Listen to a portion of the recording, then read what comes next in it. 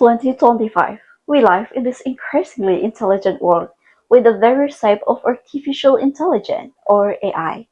And nowadays, even our phones know when we're hungry. Social media knows when we're sad. And that's all, because machine think faster than human.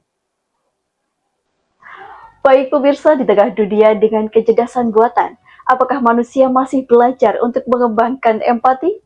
Mari kita kupas bersama di Psycholines. Bersama saya Arifah Hilmi Fidihani. Antara algoritma dan empati, belajar menjadi manusia di dunia yang semakin pintar. Pada pertengahan Oktober 2025, kasus Timothy Anugrah membuka mata kita bahwa kemajuan teknologi tak selalu berjalan dengan kemajuan empati. Di era digital, bahkan kata-kata di layar bisa menjadi senjata yang sangat berbahaya. Dan andai kata sistem berbasis AI mampu mendeteksi tanda-tanda perundungan lebih awal, mungkin hal serupa dapat dicegah.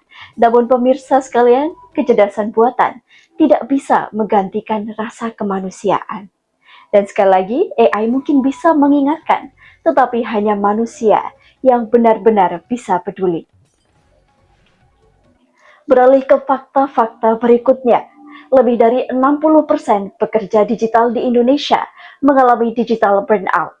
Dan 3 dari 4 karyawan merasa tidak mendapatkan dukungan emosional yang cukup dari lingkungan kerja yang serba otomatis. Kita memang semakin efisien, tetapi seringkali kehilangan empati. Dan contohnya, para remaja kini semakin banyak untuk mencurahkan perasaan hatinya di chatbot daripada teman sebayanya. Para guru kemudian juga bersaing dengan algoritma agar bisa menjelaskan lebih cepat, tetapi tidak bisa memahami perasaan para muridnya.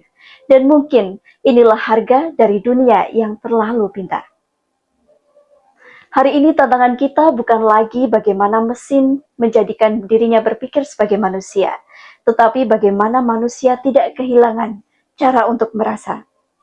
Belajar menjadi manusia berarti memiliki literasi psikologis sebagai kemampuan memahami emosi diri dan juga orang lain. Di tengah dunia yang semakin menilai segalanya dengan data. Psikologi sosial menyebut bahwa empati ini sebagai fondasi daripada kesejahteraan. Dan menurut Daniel Goleman pada tahun 1995, kecerdasan emosional menentukan kemampuan kita untuk menjalin hubungan yang sehat. Nah, namun kini, algoritma menciptakan ruang gema, di mana dunia hanya mendengar pendapat yang sama dan kehilangan sensitivitas terhadap yang berbeda. Nah, sementara self-determination theory oleh Desi dan Rian pada tahun 2000 menjelaskan bahwa manusia butuh keterhubungan untuk bahagia, sesuatu yang kini justru tergerus di balik layar. Nah, karena itu, literasi psikologis menjadi kunci kesejahteraan yang baru, memahami emosi agar teknologi tetap berpihak kepada manusia. Dan AI seharusnya tidak menggantikan manusia, tetapi memperkuat kemanusiaan itu sendiri. Di Finlandia, bahkan sistem AI kini digunakan untuk mendeteksi stres pada pekerja dan menawarkan waktu istirahat bagi karyawan, bukan untuk sekedar menilai performa saja. Dan ini adalah contoh kecil bagaimana teknologi bisa menjadi alat untuk empati, bukan sebagai ancaman.